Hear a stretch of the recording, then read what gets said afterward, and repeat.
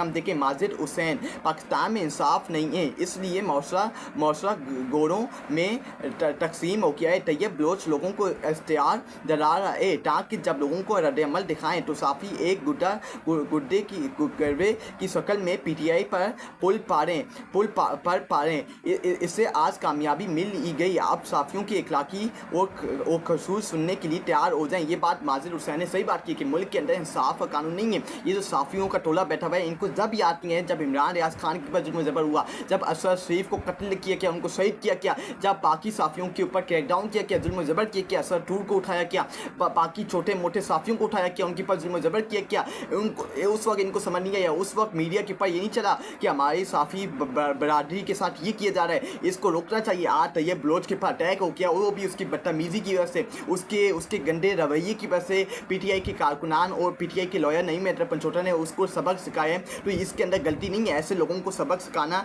मुआशरे के अंदर बड़ी ज़रूरत है। शौकत बुशरा, जिन मुर्गियों से इमरान खान की बहनों पर हमला करवाया गया, क्या इनको ज़मीन खा गई या आसमान निकल गया? क्या इनको गिरफ्तार किया गया? क्या इन पर कोई FIR या मुकदमा दर्ज किया गया? नहीं किया गया, लेकिन उनके ऊपर दर्ज कर दिया गया जिन्होंने जिन्होंने इसके ऊपर हमला किया, लेकिन जिन्होंने अलीमा खान के ऊपर अंडे से अटैक किया उनके ऊपर अब तक FIR या मुकदमा दर्ज नहीं करवाया। जिन्होंने तैयब बलोच नाम के लफाफी साफ़ी के ऊपर हमला किया उनके खिलाफ FIR कटवा दी गई कि इनकी हिम्मत ज़रूरत कैसे हुई, लेकिन जिन्होंने अंडा फेंका अलीमा खान के ऊपर उनके ऊपर अभी तक FIR नहीं काटी गई, ना उनको कटरे में ला के उनसे पूछा किया कि तुमने ऐसी गिरी हुई हरकत क्यों की है।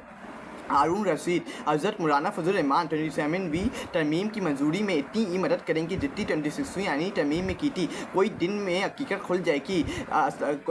किसी इस्लामाबाद के एक बेंच सितारा होटल में साए हरकत में रहते हैं, वक्त अपने सीने में कोई राज छुपा कर नहीं रखता। ये हारून रशीद ने बात की कि मौलाना फजल रहमान उतनी मदद करेंगे जितनी उन्होंने 26वीं यानी तरमीम के अंदर मदद की थी, और वो अपने मकसद के अंदर कामयाब हो जाएंगे। हाफिज़ अमीदुल्लाह ने बात की है, ऑल पार्टीज़ के मुतालबे पर बलूचिस्तान में कामयाब अटाल करने पर बलूचिस्तान के बासियों को मुबारकबाद पेश करता हूँ। कामयाब अटाल सूबाई हुकूमत के खिलाफ रेफरेंडम था, साबित हुआ कि ये बलोच पश्तून का नुमाइंदा हुकूमत नहीं है। ये हाफिज़ अहमदुल्लाह जो मौलाना फजल रहमान की पार्टी के मेंबर हैं, उन्होंने जो ऑल पार्टीज़ कॉन्फ्रेंस हुए बलूचिस्तान के अंदर कामयाब अटाल के पर इनको मुबारकबाद पेश किया। अख्तर मेंगर को, महमूद खान अचरजई को मुबारकबाद पेश किए।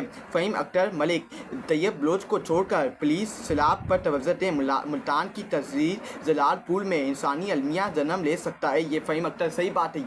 ये जान पूछ की ये हरकतें करवा रहे हैं, ऐसी हरकतें करवा रहे हैं अलीमा खान और इमरान खान की फैमिली के खिलाफ कि ये जो ध्यान है इसको भटकता जाए, पंजाब के जो फ्लड से इसका ध्यान उठा के कहीं और डाला जाए। ये पूरी कोशिश कर रहे हैं, लेकिन पंजाब के अंदर जो फ्लड आया हुआ है इस वक्त लोग मुसीबत के अंदर, परेशानी के अंदर है। हमें चाहिए कि उसके ऊपर फोकस दें और उनकी मदद के लिए आवाज़ ज़्यादा से ज़्यादा उठानी चाहिए। उसका नादिर बलोच अंदाज़ा लगाएं जो बंदा सुप्रीम कोर्ट का बीट रिपोर्टर हो, इसकी सीट में आज अहम दिन यानी फुल कोर्ट रेफरेंस हो, और वो रेफरेंस में शिरकत के बजाय मसलसल तीसरी बार अदालत जेल पहुंचे और अलीमा खानम से अपने खिलाफ होने वाली ट्रोलिंग की मजम्मत का तकाजा करे और मीडिया टॉक ना करने दे। तो इससे क्या नाम दिया जाए कि एक साफ्टी डोज के मुताबिक जब PTI वर्कर्स ने जोर दिया कि पहले टॉक होने दें तो तैयब बलोच ने गाली निकाल दी, जिस पर तनाज़ा बढ़ गया। ये नादिर बलोच ने बात की कि ये सुप्रीम कोर्ट का साफ़ी है और सुप्रीम कोर्ट के अंदर समाते हो रही हैं, लेकिन ये वहाँ कवर नहीं कर रहा। सुप्रीम कोर्ट का साफ़ी होके वहाँ ये नहीं जा रहा, लेकिन इससे अलीमा खान की प्रेस कॉन्फ्रेंस के दौरान फितना फसाद मचाना था और ये नफरत मचानी थी और ये बदतमीज़ी करनी थी, तो इसको वहाँ लॉन्च किया गया कि वहाँ जाके ये फितना फसाद मचाओ कि इसको रोका जाए फौरी तौर पर।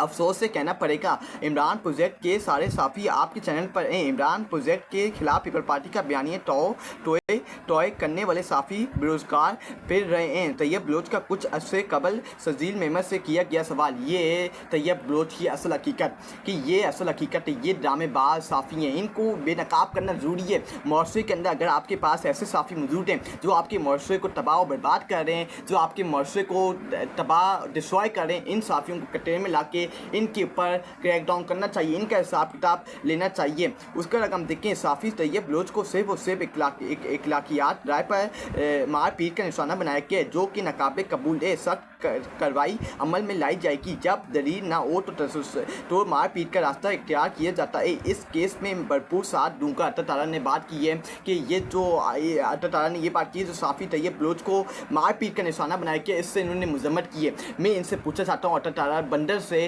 कि जब इमरान रियाज खान को निशाना बनाया गया, जब असद टूर को, जब असद शरीफ को शहीद किया, कि आज तक असद शरीफ को कितने साल हो गए शहीद हुए हुए, क्या उनके खिलाफ FIR कटवाई गई हैं? क्या उनके मुजरमों को कटरे में ला के उनका हिसाब किताब लिया गया? क्या उनको सजाएँ दी गई हैं? नहीं दी गई। लेकिन अब तो तैयब बलोच को उसकी बदतमीज़ी के ऊपर, उसके गंदे रवैये के ऊपर, उसके ऊपर मारा पीटा किया है, उसको सीधा उसको दिखाया कि उसकी असल औकात क्या है। तो अब आप कह रहे हैं कि हम इसको उन लोगों को कटरे में लाएंगे जिन्होंने ये हरकत की है और साफ़ी तंजीम के ऊपर हमला किया है, उनको हम कटरे में ला के उनका हिसाब किताब लेंगे। ये आपका लफाफा साफ़ी था। ये आपकी बात से ये पता चलता है कि ये आपका अपना लॉन्च हुआ हुआ साफ़ी था जिसने हलीमा खान के ऊपर हमला किया, हलीमा खान के ऊपर अटैक किया। ऐसे साफ़ियों को उनका मुँह काला होना हर हाल में ज़रूरी है और इनका मुँह काला हर हाल में हम करेंगे। हम पीछे हटते नहीं, ये साफ़ी बेनकाब होंगे और हम इंशाअल्लाह रब्बुल आलमीन सोशल मीडिया की टीम इन साफ़ियों को बेनकाब करेगी और इनको खोल के पूरी दुनिया के सामने इनका चैप्टर खोल के सामने रखेगी।